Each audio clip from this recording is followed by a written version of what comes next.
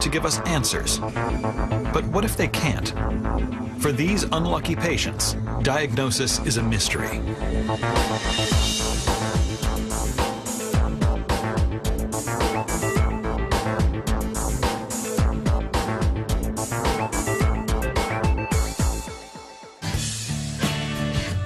In 1994, high school sweethearts Angela and John Wolfe are elated at the birth of their first daughter, Ashley. She was chubby, extremely chubby, very healthy, happy. Just always soothed, never really had any issues. There's something special about the first grandchild. She's just a great baby, happy, great personality. Baby Ashley seems to be doing fine, except for a particularly nasty case of diarrhea. Being your first child, you never really know what to expect. I thought maybe it is normal. I started questioning it after a couple months, and I was told that the stool would firm up after I completed nursing. But even after Ashley begins eating solid baby food, her diarrhea persists. She was having 8 to 12 bowel movements a day. A pediatrician was not really ready to investigate it to a thorough degree, was sort of a wait-and-see type of mentality. Let her grow out of it, see how she does. But as the years pass, Ashley does not grow out of it. In fact, she begins to develop other strange behaviors. By 5, I knew something wasn't right, for sure. She was too thin. She was eating enormous amounts of food. I think when I really noticed anything abnormal, it was her diet and her eating habits. She was a voracious eater. I had no idea what was going on. I just knew something's not right. Angie and John's concerns about Ashley are confirmed after the birth of their younger son, who does not show any of Ashley's symptoms. The revelation is bittersweet. While they celebrate the family's new and healthy addition, their anxiety over their daughter is growing by the day. Ultimately, they decide to make an appointment with a pediatric gastroenterologist. I took her in, gave him the entire background. I even explained a situation where she had eaten watermelon, and very soon after she ate the watermelon, 3 to 4 hours, I believe, I found seeds in her stool. And he told me that that just wasn't possible, and I was exaggerating. I felt as if he was calling me a liar. He absolutely didn't believe me. He even giggled at me. Frustrated, the Wolfes do the best they can to manage Ashley's gastrointestinal problems. Then, later that year, they receive more disturbing news from Ashley's first-grade teacher. She called and said she believed my daughter had attention deficit hyperactivity disorder and that we should consider medicating her. I said, I completely disagree. I spend more time with her, and I don't believe that's the case. So I ended up saying maybe it's that your class is too boring for her. Despite the regular diarrhea and weight issue, Ashley's condition is stable for the next several months. Until one night, during a family visit with Angela's parents, something terrifying happens. She woke up in the middle of the night screaming in pain and feeling like she was going to vomit. She was screaming and crying that her tummy hurt. Just, crying and scared and not knowing what's going on. The first thing popped in my head was appendicitis, but we really didn't know. They rush Ashley to the local ER, where the doctor on call performs a thorough exam. They said it's not her appendix, it's nothing serious, take her home. So I took her back home. A couple hours later, she was screaming in pain again. So I took her back to the emergency room. The doctor decided to take an x-ray. And he said, I'm not sure, but the film is not quite clear, but it's possible she has some kind of blockage in her intestine. Take her back home, and if needed, if it doesn't subside, bring her back again. So I did. But several hours later, Ashley is still writhing in pain. She refuses to drink any fluids and is getting weaker by the minute. We're back at the emergency room again a couple hours later.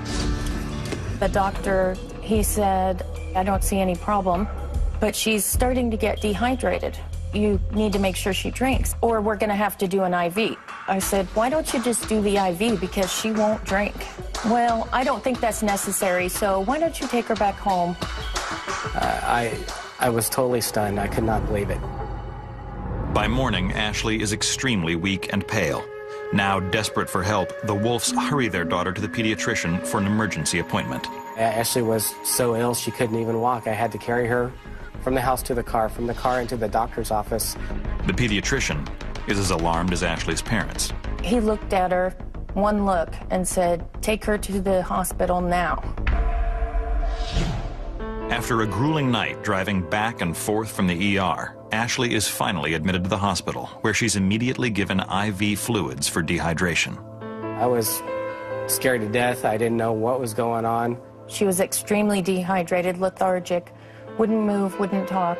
I'd never seen her sick ever like this before. But after she got some IV fluids, she was doing better. And I thought to myself, this must be related to the diarrhea. It has to be.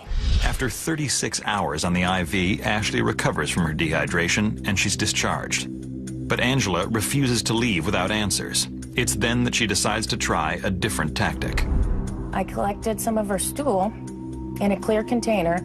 And when the doctor came in, she walked up to him and stuck it right in his face and said, does this look normal to you?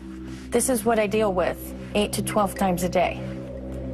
This is not normal. I need some answers, and I need them now. A light bulb went off with him, and he was finally wanting to listen and hear what we had to say.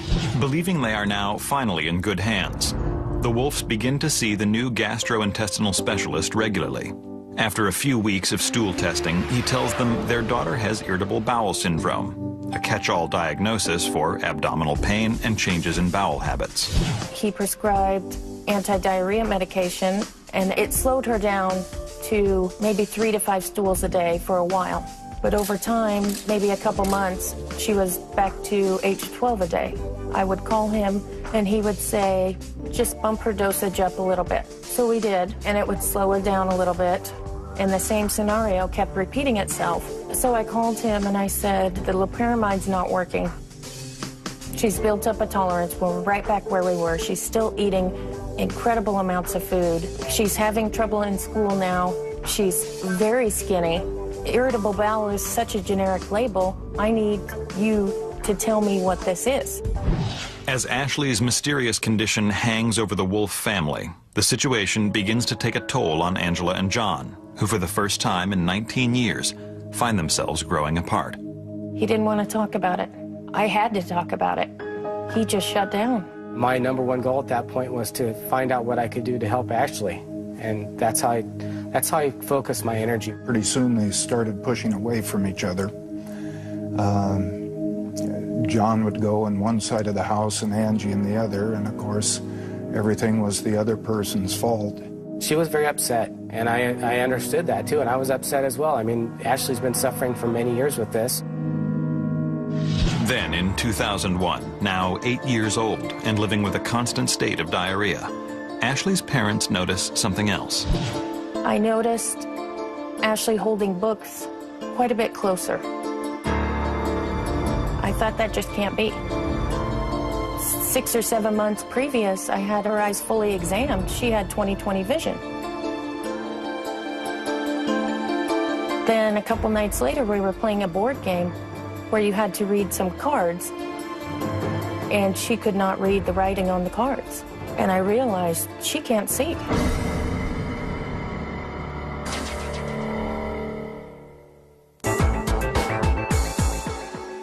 Nine-year-old Ashley Wolf has had diarrhea her whole life, and doctors can't figure out why.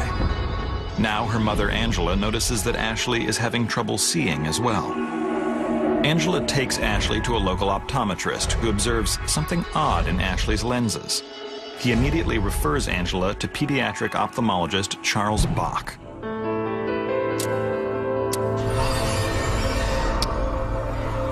We did a complete eye examination, and at that time we found that Ashley's best corrected vision was 2100, which is about 5 times worse than a normal person would see. The rest of the examination included dilating her eyes, looking at the lenses of the eyes, and that's when I first saw the cataracts. And I was very shocked and surprised. I mean, how could a 10-year-old have cataracts? That's just virtually impossible. Mostly seen in older people, cataracts are a clouding over of the lens, brought on by changes in the proteins of the eye. When the lens is cloudy, vision becomes blurred. And depending on how severe the cataracts are, corrective surgery may be required. When I first saw the cataracts, I was struck by how unusual her cataracts looked. It was almost as if there was a snowstorm inside of the lens of her eye, with a very dense area of opacity in the back of the lens, which meant that she could barely see anything through her lenses. Cataracts in this age group are really uncommon unless they're due to trauma. It was clear that I didn't know everything about Ashley that I needed to know, and so I asked Angie a few more questions. I asked her, is there anything about Ashley's history that you have thought of while I was examining her that I should know about? And I started going into her history in detail, the trouble in school, her eating, her diarrhea. I said, tell me more. And she said, well, she's had diarrhea since birth. He kept looking at the cataracts very closely. And he says, these look metabolic in nature to me, and I don't want to operate until we know what's going on. Metabolic refers to anything having to do with your body's metabolism, how you absorb nutrients, how you process nutrients, the enzymes in your body that are responsible for carrying out any biochemical process. And at that point, I suggested that she really needed to see a metabolic geneticist. John was with me. I said, take the kids to the car. So he took the kids to the car.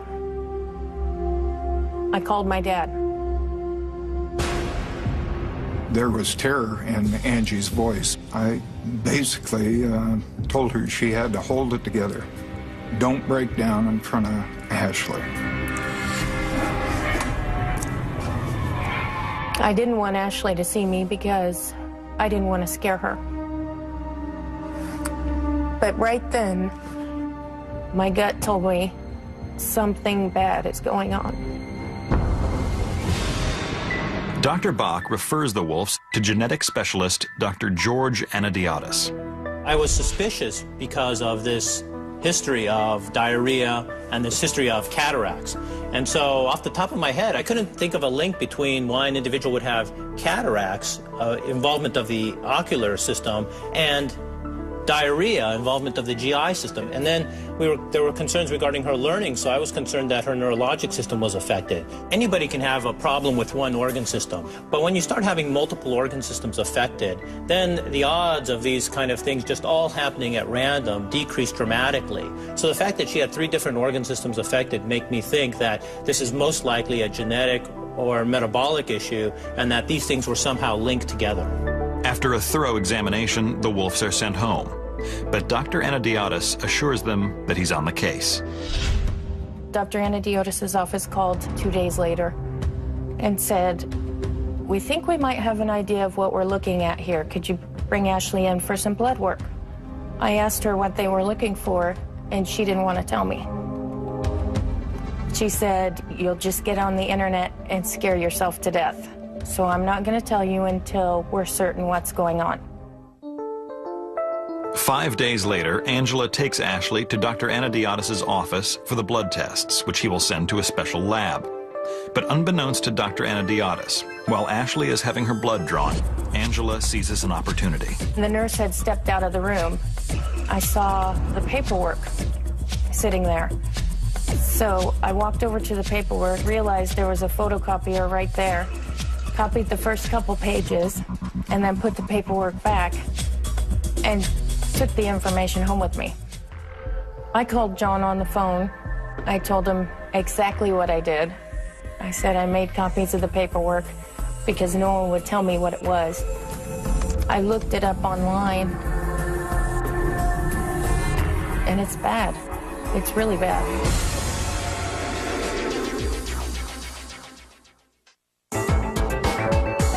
Angela and John Wolf are terrified. They are awaiting test results which will tell them if their 10-year-old daughter, Ashley, has a devastating illness that could, among other things, severely impair her brain functions. The wait is grueling. I think it took 4 or 6 weeks. And every day I'd have moments where I just break down. I hate this part. Even though they don't yet know Ashley's exact diagnosis, with the little bits of information they've managed to get, Angela and John spend the next 4 frantic weeks researching the possibilities online. You read what happens over time, and you think, my child's gonna go from this beautiful, normal kid to eventually immobile, mentally retarded, with a feeding tube in a nursing home. I can't let that happen. That can't happen. Finally, after the grueling wait, the Wolfs get word that the test results are back. I brought the family back in to talk to them at length about what's going on.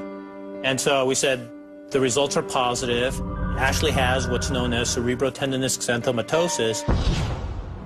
Affecting 1 in 50,000 people in the U.S., CTX is a congenital metabolic disorder. Those afflicted with CTX lack the enzyme that the body needs to break down cholesterol. Cholesterol, in turn, builds up in various parts of the body, gradually interfering with normal system functions. This often results in diarrhea and early-onset cataracts, although physicians don't know why. A lot of individuals present with these two findings as a common presentation. It's just that the link between the two isn't really a well-understood concept among the general physician population. But fortunately for Ashley, she's diagnosed early in her life. A lot of individuals who are older often may fall into the mild mental retardation category. They can also have risks for heart disease as well.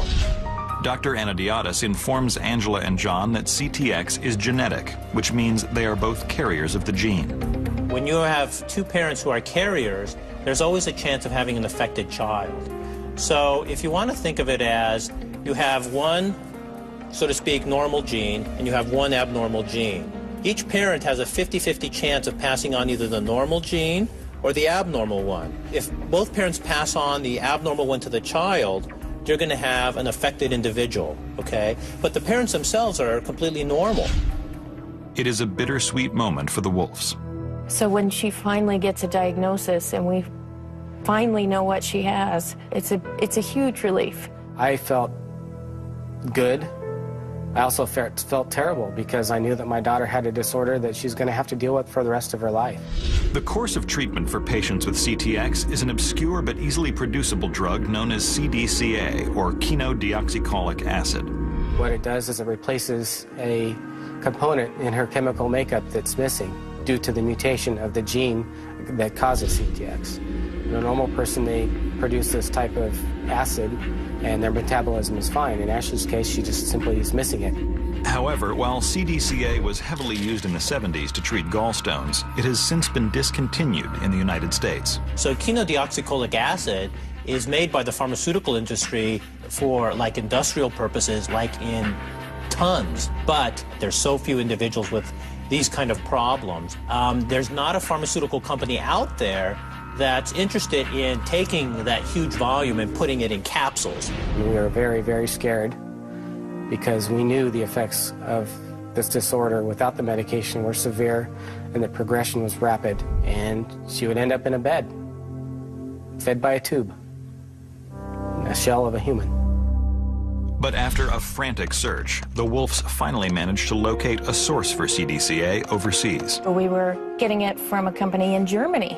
We could only import 3 months of it at a time. I've thought about going over to Europe with Ashley and filling our suitcases with boxes and boxes of it before they run out. As Ashley begins treatment, she slowly begins to improve. Within the first month, her diarrhea had completely cleared up. After several months, she was doing better in school. She started gaining weight right away. 4 months later, Ashley's cataracts are surgically removed, and she has 20/20 vision.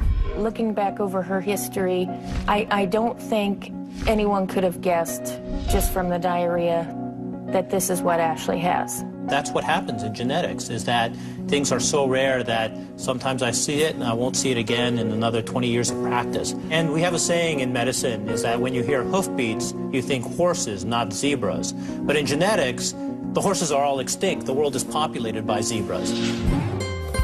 Today, 13-year-old Ashley leads a normal life and is learning to understand her important role in raising awareness for her rare disease. I feel kind of like a stronger person. It makes me feel like I can teach more people so that they can like figure out if they have it so they don't get worse and worse like I was before I was diagnosed. And Angie and John have found renewed strength as well. I think that our relationship has drastically improved. You know, Ashley was the glue that held us together. What do you tell a child that asks why me? I said, I think part of the reason is you're strong enough to handle it when some other children aren't. You were built to handle it. Fortunately for the Wolf family, Ashley's diagnosis would come early in her young life. But for 25-year-old